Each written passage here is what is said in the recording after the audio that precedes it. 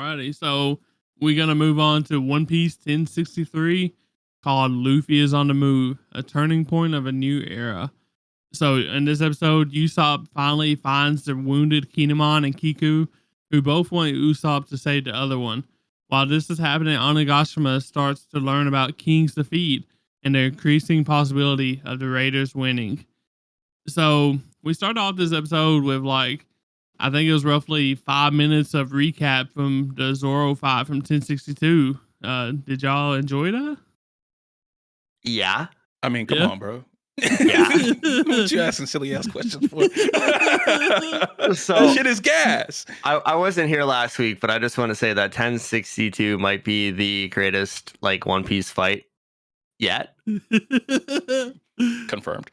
There's one cover that's probably gonna beat it, but this was fucking awesome, man. I remember reading this, oh, this is badass. Yeah. Mm-hmm. But the way they animated that shit, bro, oh my god. It was fire, it was amazing. It was absolutely nuts. That's a lot of money through that episode, dude. Shit was insane.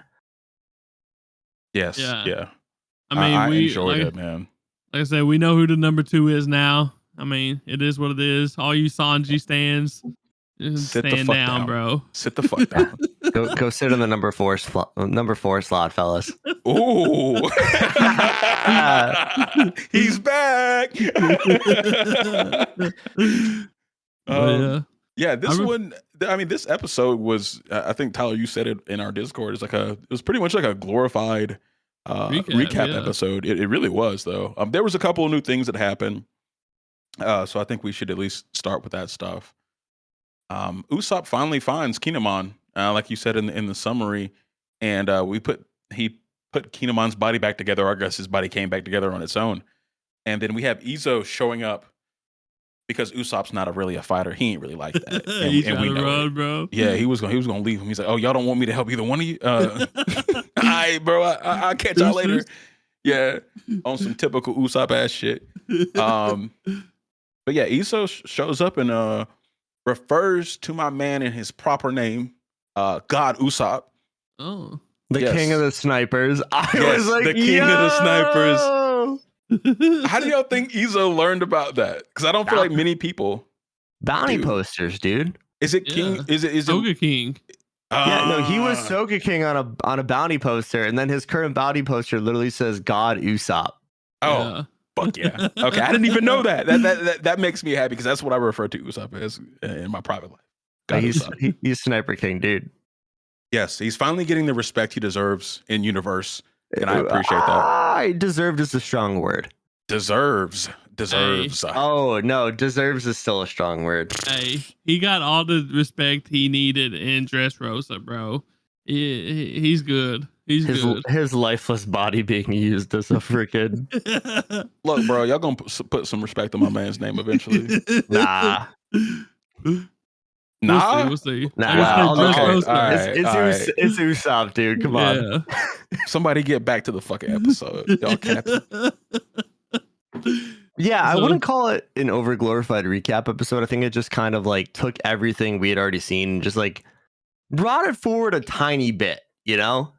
Yeah, it did move it forward, but it really just kind of went around the battlefield, right? I think that's what that it served the purpose. Yeah, no, I think that's what that chapter of the manga did. It did the same thing. So, oh really? Well, instead of calling it a glorified recap, let's call it a glorified check-in. That's probably a better word. So, yeah, I like that. Okay, that's fair. That's fair. But yeah, we have a bunch going on. I mean, Yamato makes it down to the armory, and she has Fuga destroy the number 6. I can't remember what they call them, the monster guys, and just full on bull rushes him through a door. Roki? Yeah, Roki just bull rushes him through a door. I was like, holy shit, these things are insane. Yeah, and then we got Kazimbu headed down there, the Fire Spectre.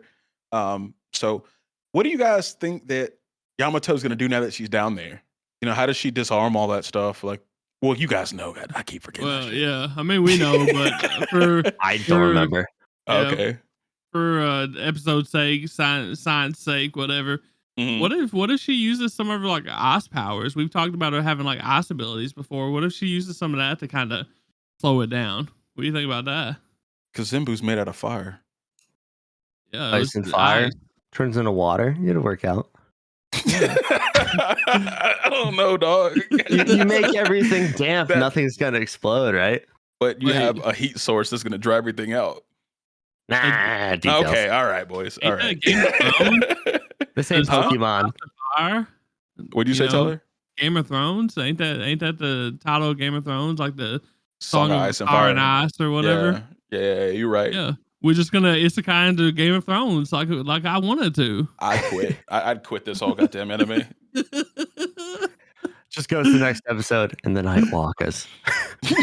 Hey, we could even go into Kado. I'm so deep into this fucking anime. Well, Bass, let's say that doesn't happen. Okay, I didn't think so. That was a pretty terrible lie. But yeah, we go back and we see Momo still trying to slow down Oshiganuma with his flame clouds. Orochi and Hiyori, she's playing some sweet tunes, and he's talking about running away and marrying her and living in the land of Wano, which I don't know how he thinks he's going to get away with that, but that's what he wants to do with his life, whatever. Well, so you got to think nobody in the flower capital knows what's going on here, except maybe like 3 or 4 people. So like if he comes back, that means the raid failed, and like they're not going to talk about that, like, so like it just kind of go back to being what it was. But and I mean, Kado is literally planning on sitting down Onagashima's on top of the flower capital too. So I mean, that's true. That's true. I mean, but like if the raid fails and we know that Kaido tried to kill Orochi once, how does he think he's going to live in peace on the island? That's true. I think he's hoping Luffy takes him down, maybe. Yeah, I don't know what he's thinking. But I don't think he's thinking, bro. Yeah, he's not. He never does. So that scene led us into a continuation of one of the big 3 fights left. Raizo versus Fukurokuji. There we go. Ooh, there we go. Nice with it. I'm getting it back. And I'm loving that fight, dude. That fight's fucking awesome. Like they're sitting there in this crazy burning building. They hit each other with the paralyzation jutsus. Like Raizo's back is on fire. I'm like, they're doing a really good job with that fight, because like I thought it was kind of like when I was reading it in the manga, I was like, oh, this is just a side fight, but they're like taking it to the next level, and I really enjoyed it. Yeah, it seems like it's a pretty important fight. Yeah, and Raizo, I'm just gonna call him Fuku. I'm not gonna tongue twister myself today, or again today. So Fuku tells Raizo, he's like, "Hey, you caught on fire first. It's time for you to release this paralyzation jutsu." And Raizo says something pretty badass. He's like, "I am a retainer of Odin. I don't even feel this heat on my back." And I thought that was really cool. But the samurai and all the retainers are always lying about how they feel. So I thought that was pretty cool to see again. Well, you gotta remember. You gotta remember too that Raizo sat above a burning pot of oil for an hour. That's true. That's some crispy heat. That's hotter than flames. I mean, that's he's really about this. I forgot about. Wait, yeah, he said above it though. He said above it. That's still, you're still feeling 500. I mean, what, boiling oil is like what, 500 degrees? Yeah. I don't know if the fire's that hot. Well, it probably is, but like that, you withstand that. Yeah, he's used to it. He's got a little tolerance going on. He feels like he's at home, bro. Hey yo, Tyler's been out of pocket this whole week. But yeah, like I'm really excited to see that. We saw a little bit of Big Mom, Kid, and Law. Big Mom's hair lit on fire, so she's getting serious. Like, yeah. She definitely said. She said, it's at this point, it's either I kill you two or you two kill me. And I believe Kid or Law says, well, we know what's gonna happen. You're gonna die. So I'm excited to see what happens there. That's gonna be a cool wrap up to that fight, because Law has one of my favorite devil fruits. It's always fun watching him transform different metal objects, and Big Mom is always a fucking hoot. She's good shit. Definitely. And then we finally after, God, I don't even know how many episodes, we got back to Luffy fighting Kaido on the roof. They threw some blows. Like it's good to be back. Yeah, definitely is. It's good to be back to Roof Piece, dude. Yeah. I'm pretty excited for next episode. It's supposed to be a banger one again, so I think, right? Pretty sure. I'd have to go look. Yeah. Okay. I mean, the next like 10, 11 episodes are all bangers. So like we are entering like One Piece anime of the year consideration coming up. You know, like we're all in. Ooh. Oh yeah. Oh yeah. Oh yeah. Okay. I mean, it's pretty okay. hard to have what's coming up not be spoiled if you're on the internet. Period. But seeing it animated is gonna be fucking insane. Yeah, it's still going to be awesome because I definitely have been spoiled more times than I can count at this point. If you click on the wrong Twitter thread, it's a wrap. People have Gear 5 as their freaking profile pictures. Like, it's impossible to hide from for that long. But I'm still excited. Damn. I mean, I was trying to avoid saying it. I mean, people know what's going on. If anybody's on the internet, period. There might be an anime fan without Twitter, dude. Oh, get out of here, bro. I mean, you may know kind of like what it looks like, but you still don't know what it does and all that stuff. So. Right. Yeah. I mean, the gears have been sequential this entire time, guys. That's not anything new, I don't think. Well, it's good. It's good to know that you think it's Gear 5 because they skip and go Gear 8. All right, bet. Bet. Thanks, boys. Or maybe it's just like an iteration of Gear 4. You never know. Gear 4.9. Yeah. The cap is strong with these two.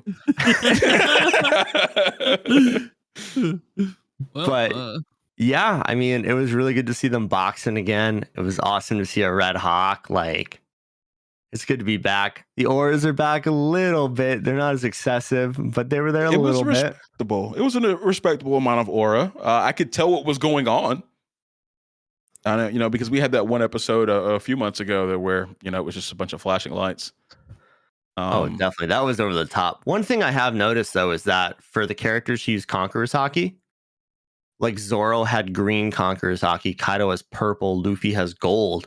Mm-hmm. And then if you go back to the anime opening where it shows Rocks, Goldie Roger, Whitebeard, and somebody else, the Conqueror's Haki behind them is starting to mimic the glow around the characters' colors in the back. So like Odin and Zoro both have green. Roger and Luffy both have gold. Kaido and Rocks both have purple. I thought it was kind of interesting. Okay.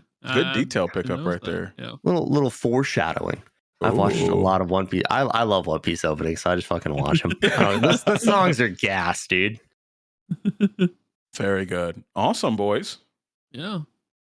Well, what do y'all think? I think that's enough for now. I just want to say I loved Izo with the blicky. Oh, he was rattling them things off, wasn't he?